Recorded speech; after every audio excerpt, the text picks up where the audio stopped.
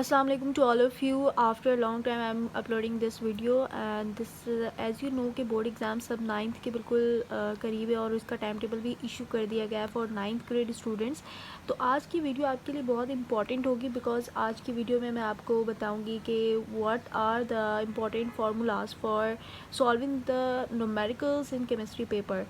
तो ये वही फार्मूलाज थे जो आपके चैप्टर में है। तो मैंने वन बाय वन जितने भी उस चैप्टर में फार्मूलाज थे उनको एक जगह समराइज करके यहाँ पे मेंशन कर दिया है। तो after watching this video you will be able to memorise different formulas present in different chapter और इससे हटकर और कोई भी फार्मूलाज नहीं आते हैं right for 9th grade students. तो अब आपको क्या करना है, सिर्फ आपको इन फार्मूलाज को मेमोराइज करना और इसी फार्मूला से रिलेटेड ही न्यूमेरिकल्स पेपर में आते हैं। तो इट मीन्स कि आपके न्यूमेरिकल पार्ट इंशाल्लाह कवर हो जाएगा। So let's start with the chapter number 1।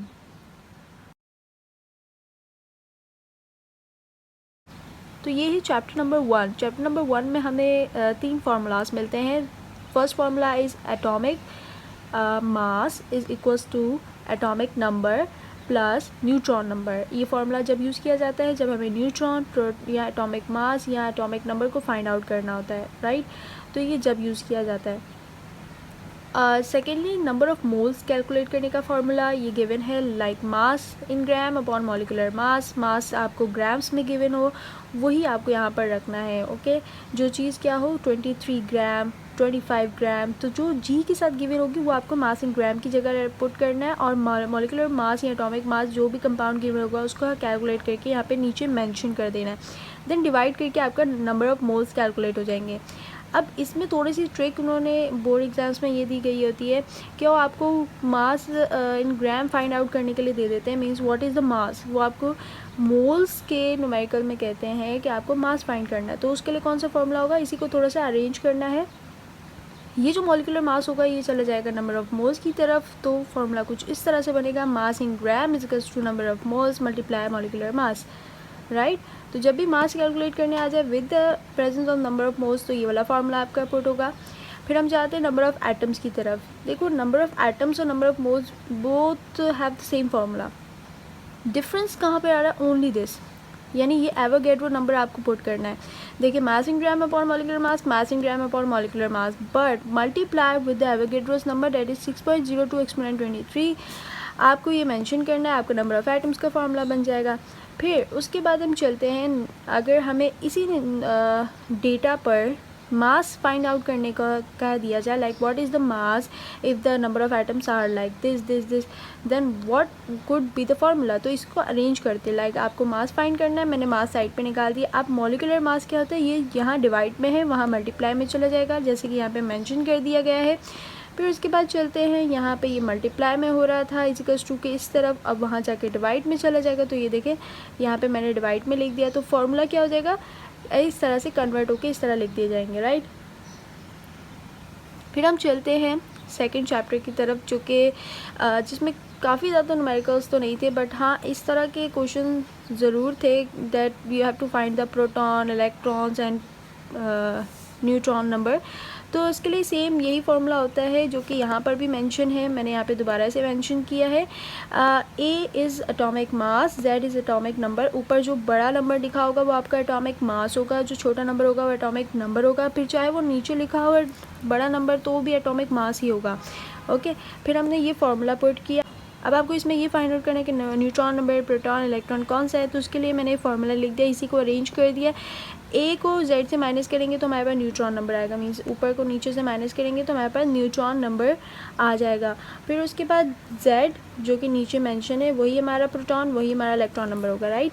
साथ साथ मैं थोड़ा सा समराइज़ भी करती जा रही हूँ। इफ़ यू वांट टू सी कि किस तरह से सॉल्व हो रहा है तो वीडियोज़ अवेलेबल हैं और डिस्क्रिप्शन बॉक्स में भी मौजूद है, you can check out. Okay now coming to the third and fourth chapter, तो इन दोनों में कोई भी न्यूमेरिकल नहीं था, ये थ्योरी पार्ट को कवर कर रहा है right. Let's move to the fifth chapter now this is the fifth chapter. Fifth chapter में सबसे पहले तो कन्वर्जन्स आती हैं, उसके बाद बॉयल्स और चार्ल्स लॉ के न्यूमेरिकल सॉल्व करने के लिए आते हैं। तो कन्वर्जन्स आएंगी तो ही आप इन दोनों को सॉल्व कर पाओगे। अब कन्वर्जन्स में कोई भी आपको डिग्री में टेम्परेचर गिवन होगा उसको आपको केल्विन में कैसे कन्वर्ट करना है, बस आपको 273 से प्लस कर देना है, मीन्स उसमें ऐड कर देना है। फिर उसके बाद अगर आपको कोई केल्विन गिवन हो और आपको कह रहे हैं डिग्री सेंटीग्रेड में डिग्री सेंटीग्रेड में चेंज करो, so you have to subtract with 273, easy. Now moving to the Boyle's law. Boyle's law का फॉर्मूला होता है P1V1, because Boyle's law pressure और वॉल्यूम का रिलेशन शो करता है। तो जब भी ऐसा कोई फार्मूला हो जिसमें आपको प्रेशर भी गिवन है, वॉल्यूम भी गिवन है, तो आपको ये वाला फार्मूला पुट करना है। और ऐसा कोई न्यूमेरिकल हो जिसमें आपको वॉल्यूम और टेम्परेचर गिवन हो, तो आपको चार्ल्स लॉ का ये वाला फार्मूला पुट करना है। तो ये चार्ल्स लॉ के न्यूमेरिकल में आपको इस बात का ख्याल रखना है कि जब भी टेम्परेचर डिग्री सेंटीग्रेड में हो, you have to convert it into kelvin, उसके बाद ही आपका आंसर राइट आएगा, अदरवाइज रॉन्ग आएगा। और अगर आपको ये देखना है कि कैसे न्यूमेरिकल सॉल्व हो रहे हैं, तो सारे न्यूमेरिकल्स मेरी वीडियो मेरे चैनल पे मौजूद है, यू कैन चेक आउट, और डिस्क्रिप्शन बॉक्स में भी उसका लिंक मैं डाल दूँगी, आप वहाँ से भी देख सकते हैं। अब मूव करते हैं 6th चैप्टर, जो कि आप देख सकते हैं इतने ज़्यादा फार्मूलाज के साथ सबसे इम्पॉर्टेंट चैप्टर है। अब यहाँ पे देखें तो मोलारिटी का सबसे पहले आ जाता है। Molarity is equals to mass in gram upon molecular mass. Mass के इन ग्राम की जगह आप हमेशा मास रखोगे जो कि ग्राम्स में गिवन होगा। मॉलिकुलर मास आप कंपाउंड्स का कैलकुलेट करोगे 1000 अपॉन वॉल्यूम। अब वॉल्यूम अगर आपको इस न्यूमेरिकल में वॉल्यूम इन दोनों में से किसी यूनिट में गिवन है, यानी सेंटीमीटर क्यूब या ml में, तब आप यहाँ पर 1000 पुट करोगे। अदरवाइज अगर आपको वॉल्यूम लीटर या dm क्यूब में गिवन है, तो आपने 1 लगाकर फॉर्मूला इस तरह से पुट करना है। मीन्स दोनों फार्मूला सिर्फ सेम है, आपको कन्वर्जन के लिए 1000 लगाना पड़ रहा है, और यहाँ पे कोई कन्वर्जन नहीं है। अगर वॉल्यूम आपको लीटर में, dm क्यूब में, तो 1 लगा के आप डायरेक्ट सॉल्व कर सकते हो और मोलारिटी कैलकुलेट कर सकते हो। अब एक क्वेश्चन जो कि बोर्ड एग्जाम्स में काफ़ी पूछा जाता है और उसका ये वाला फार्मूला है, यानी मोलारिटी आपको पहले से गिवन है बट आपको मास फाइंड आउट करना है, तो आपको क्या करना है, इसी फार्मूला को कन्वर्ट करना है। ये मोलारिटी यही रहेगी, ये वहाँ चला जाएगा, ये वहाँ चला जाएगा, और 1000 नीचे आ जाएगा, तो फार्मूला क्या बन जाएगा, इस तरह से फार्मूला बन जाएगा, राइट। तो मास फाइंड करने के लिए, और मोलारिटी आपको गिवन है, मॉलिक्यूलर मास गिवन है, 1000 गिवन है, तो आपको इस तरह से फार्मूला को कन्वर्ट करना है। और ये मोस्ट इंपॉर्टेंट फार्मूला है, इसे याद कर लें। और इसमें मैं एक वीडियो भी बनाऊंगी जिसमें होपफुली 2-3 डेज़ के बाद वो वीडियो आ जाएगी जिसमें ये वाला क्वेश्चन सॉल्व होगा। फिर उसके बाद देखते हैं M1V1 इज टू M2V2। इसमें क्या करना है, आपको 2 मोलारिटीज़ गिवन हो, एक वॉल्यूम फाइंड करना है, एक वॉल्यूम गिवन हो, तो आपको ये वाला फार्मूला पुट करना है, राइट। फिर उसके बाद volume percent, mass percent, volume by mass percent के लिए आपको क्या करना है, ये वाला फार्मूला पुट करना है। मल्टीप्लाई 100 इसलिए लगाया जाता है बिकॉज जब भी परसेंटेज फाइंड की जाती है तो वो 100 में फाइंड की जाती है, इसलिए यहाँ पे मल्टीप्लाई 100 लगाना नेसेसरी है। और ये वाला बोर्ड एग्ज़ाम के जो मॉडल पेपर्स आए रिसेंटली, उसमें भी ये वाला क्वेश्चन न्यूमेरिकल प्रेजेंट है, आप वहाँ से भी सॉल्व कर सकते हो।